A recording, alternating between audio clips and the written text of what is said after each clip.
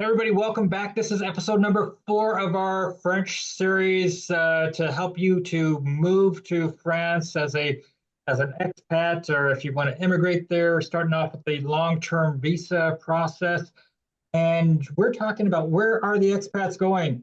Fabian, who is our expert that's been with us in the previous 3 videos, has been working with 6,000 or so different expats from just last year.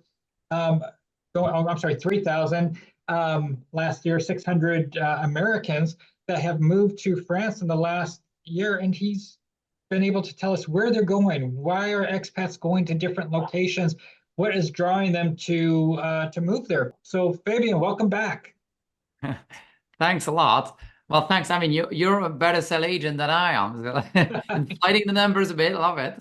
So, 3,000, I'm sorry, yeah, 600 Americans, 3,000 expats. actually, like 600 first applicants, but like 1,200 Americans each year because we also like visa plus residency permits. But yeah, a fair bit, a fair amount. France has some affordable regions, so we want to talk a few affordable regions. We want to talk different budgets, honestly, and your personal knowledge. Yeah. Where are the expats going? There's so many different types of expats. Some have bigger budgets than others. Some are retirees. Some are looking for warm weather. Some are looking for a place that's budget friendly. Some are looking to be near a beach. But if you're like Julie, you don't want the heat, so you don't want to be down on a hot beach somewhere. You want to be in a cooler area, but you have a husband that likes to be near a beach. So maybe there's a place like Normandy. I don't know. Basically, Canada and the US are rather drawn to Paris or the east of France. And the US in particular, you'd have 90% of these guys who would be in the southwest of France, southeast of France, sorry, mostly by the coastline, like all the cities by the Mediterranean Sea, from Nice, to Narbonne, Perpignan, all these places, or nearby, but or Lyon or Burgundy or Paris. That's where you'd find Americans mostly. Although again, you'd find them all across France, but like the vast majority will go in these areas. Kind of a trend. Like it's been the same I've been doing this for almost 10 years now. And at least for the Americans, because although the Brits are kind of a new market when it comes to visas following Brexit, but for Americans, it's been the same for years. Within the US expats, you'd find 2 different communities. One who just want to forfeit driving, like we're done. And so they'd be moving to the biggest cities. So usually Paris, Lyon, or Nice, are kind of the biggest, like the top contesters, I would say. Or those would we want to experiment more of rural France or La Provence, or, more like places like this, and then that'd be the one going on the coastline or a bit more inland, but still close to the Mediterranean area or places like this. In Provence, a car would probably be needed, right? Oh yeah, that would be needed. But that's what I'm saying. These are the 2 categories, like the ones who are done with driving and the ones who are more like still explorers. Yeah. For a lot of people, if they're going to go to Paris, they've made up their mind, they saved up their money, they've got a high budget. If you've got somebody coming to France that is coming from America, a retired couple on $3,000 a month, where would they be looking at if they were looking to come to France as a ideal location? When you come from the US, especially if you come from the West Coast, Paris is 50% cheaper if you compare to Los Angeles, for example. Although it's the most expensive city in France, it's half the price of Los Angeles or New York. Even if you compare to like smaller side city US cities, which again from a French perspective would be seen as massive, but Atlanta or places like this, then it's still 30% cheaper. Paris. Really? Wow. Yeah, that's incredible. So that's why although Paris is indeed the most expensive city in France, I would say worst case scenario, if you come from a US city, it's probably 30% cheaper compared to the city you're from. You're probably looking for a better deal. So like if you just go a bit more into the countryside, well, then the prices will just plummet, and you can get 70% cheaper, like, especially if you go in the countryside or if you don't mind renovations. That's a different story. So if you want to live under $3,000 a month, for example, actually, I'll put the question differently on a different angle. In the place I live, which is kind of a touristic area, so it definitely isn't the cheapest in France. If you'd be making 3,000 a month, you'd be seen as wealthy in the area already. Wow. Like, you'd be well off.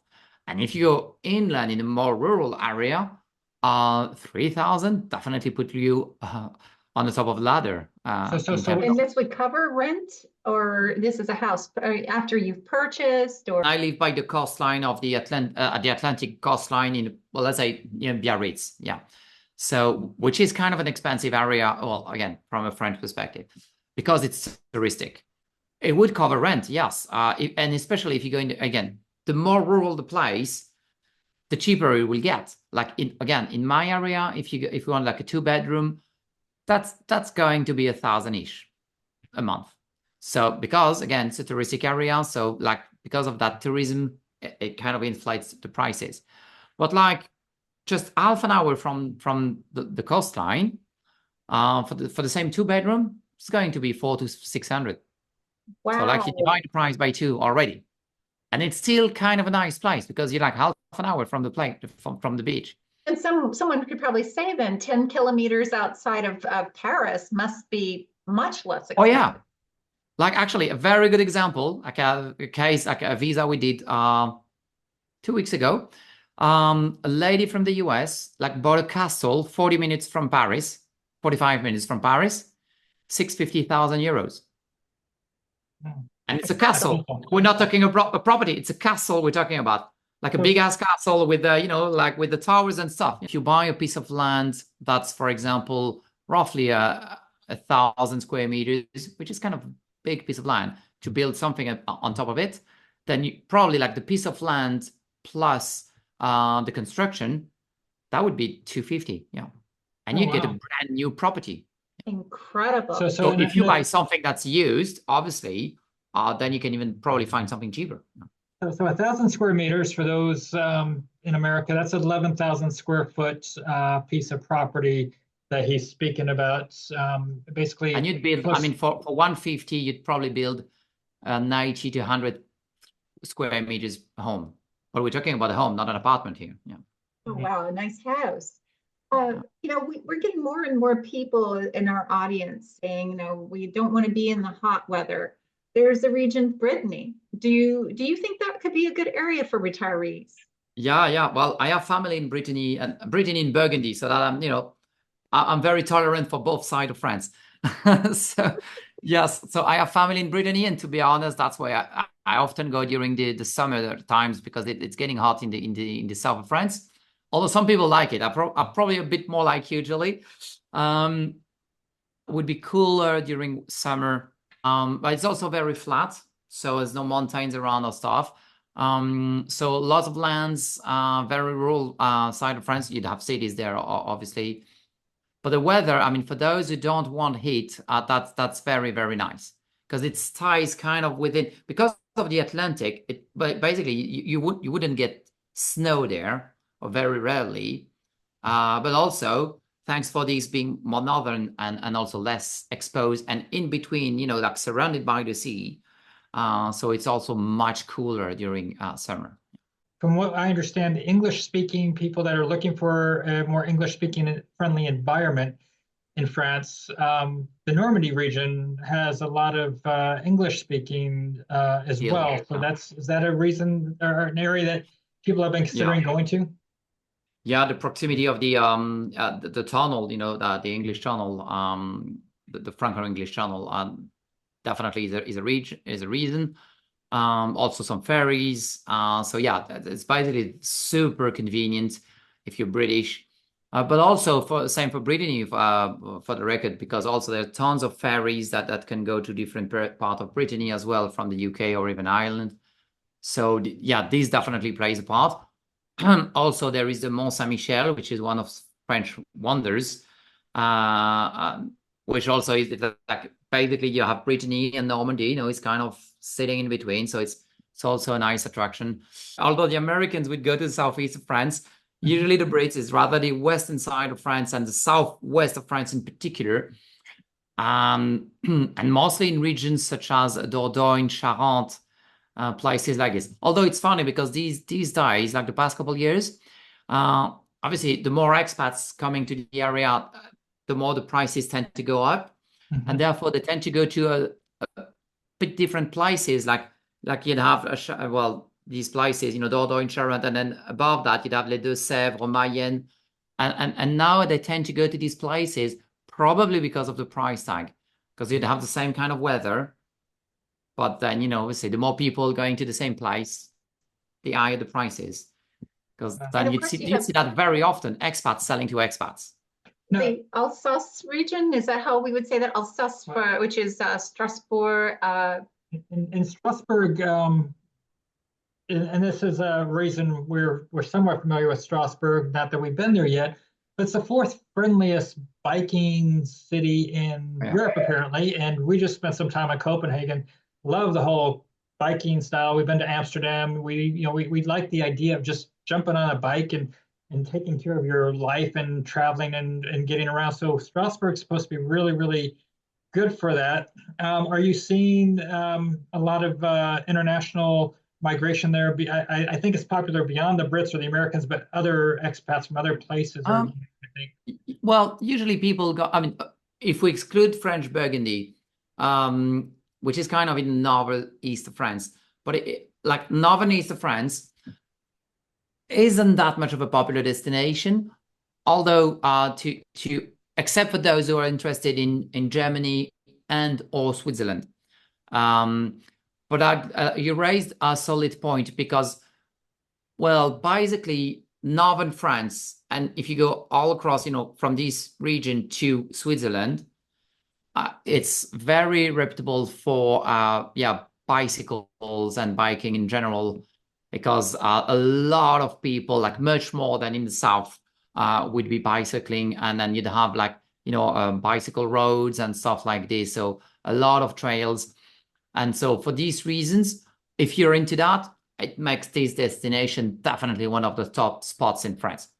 As far as buying a house or finding a rental property, you just seem to be a master of so many different things when it comes to people migrating to the country. I mean, I don't think there's anything that you can't help somebody with. You're helping out with the health insurance, getting that squared away for people for the requirements, helping them with getting the legal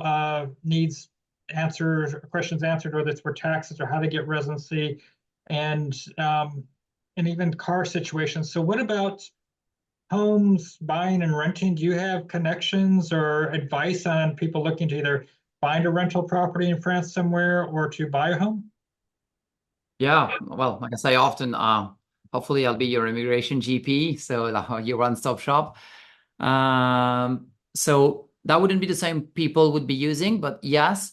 So we work with people who can help you find a long-term contract rental accommodation in France. Well, when I say long-term, again, France is very different, but like you need a 1-year contract for visas very often. But these come with a break clause. I mean, the tenant is actually not committed. Like you can walk away within a single month notice. So it's technically a 1-year contract. So we have people who can help you with that, which is very popular indeed with US expats, because that's not as convenient as working from the UK, for example. We also have specialists for property consultation. So even figuring out which place of France are you interested in could be the best in your case, depending on your specifications. But most importantly, because a lot of the viewers might be interested into buying and then probably renovating a property. So we don't deal with the renovation as per se, but we have property specialists who will help you source, architects, the builders and stuff, because France is super heavily monitors this industry very closely. Like there's tons of requirements, like 10 years insurance mandatory and stuff. And by definition, there's quite a lot of scammers. So it's difficult to find the proper builders. And honestly, there's a saying in French, I'm sorry, but you know, when you have an invoice and the price seems too high, in French we would say like, you think an American, you think I'm an American. So because it's kind of the way, like in France, a lot of people are trying to take benefit of the Americans, try to inflate the premium or the prices because they know you have a higher buying power. And so for that reason, that's why it's kind of my go-to person. Everyone that wants to deal with renovation, I connect them with a property specialist who deals with that. It'll find and source the right builders that would provide them with a fair pricing, and obviously it would be professionals and accredited as such, so that you get the best of both worlds. You know, you don't have to know anything about France. We'll find the right place and people for you. So that's basically the idea. Yeah. And I am sure there are people wondering, can you get a mortgage in France as a non-EU citizen? If you're American, no. The answer is no. Because of US regulations, it's much harder to get the bank account and stuff. It might become a yes once you've moved to France and have become a French resident. So it might turn into a yes eventually once you have made all of your affairs and stuff, like you've moved all into France. For other nationalities, might be closer to a yes, although it also depends on the price tag. Like if you're buying a cheap property, that's going to be a no. It's not interesting for the bank. If you're buying something a bit more on the expensive side, like 400,000-500,000 would be a bare minimum, then yes, might become a yes, because that becomes interesting for the bank to have a look at this. We also work with mortgage brokers, so we could connect you with specialists, but it's just to put, you know, to have reasonable expectations. That's what I'm saying. So very often it's either you're a cash buyer, or maybe it's best to start with the rental accommodation and just to kind of explore the area and find a place that you'd feel like you're comfortable calling home. Because it's kind of an important purchase. So in one's lifestyle. I'm retired early because I've invested. When we look at properties in France, what's been the story over the last few years? Are they appreciating? Are there markets that where the prices are flat? Is it what you would call an investment, or is there a return on your investment if you were to buy a property and even consider renting it out? Are you aware of what markets or what areas are strong to buy in, and where maybe if you just are buying, it's a place that it's a good place to have a home, but don't expect it to appreciate? France is very, very different from UK, US, and all these countries. And I think it's because of the way we deal with mortgages. First, we only have fixed rate. So you'd have like a 25 years fixed rate mortgage. Mm-hmm. Let's say you basically can't remortgage or refinance. Technically you can, but that's not a thing in France. Or you'd have to have like a multi-millions property or something like, well, it is doable in theory, but like no one does that. And that's why I think the French property market is so stable. I'm saying this because like we've seen a massive inflation during COVID, like massive. Some properties in my area, within 3 years, the prices doubled. Literally, real estate prices, they've doubled. But in other regions of France, you would have like a 30% inflation. That would have been like cheaper. Now that it's kind of going into recession mode, we're talking about 2-3% recession. So it's very stable. So basically when the market is up, it could be up massively. But when it's down, it's usually either flat. So when we say it's down, it's because either the prices are flat or they go slightly down, but we're talking like barely a couple percent, something like 3% is seen as a recession in France on the real estate market. Investment standpoint, what the French would look after the most is more like the value you get for your dollar. So like if you invest 100,000, how much rent can you extract from this?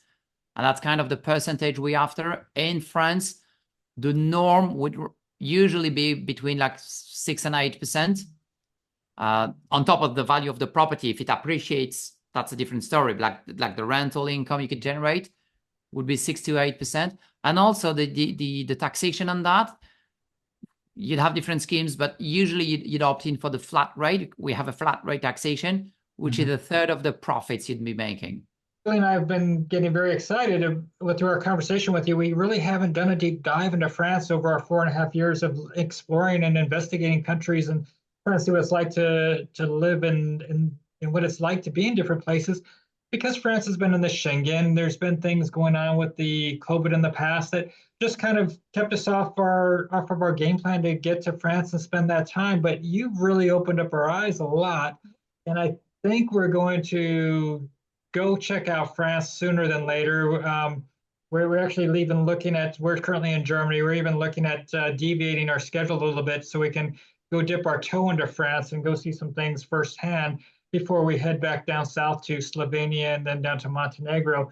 Please subscribe, give this video a like. Don't forget to check out our Facebook group and follow along there. Look for Warren Julie Travel. We also have a house swapping group, WJT Schengen Shuffle.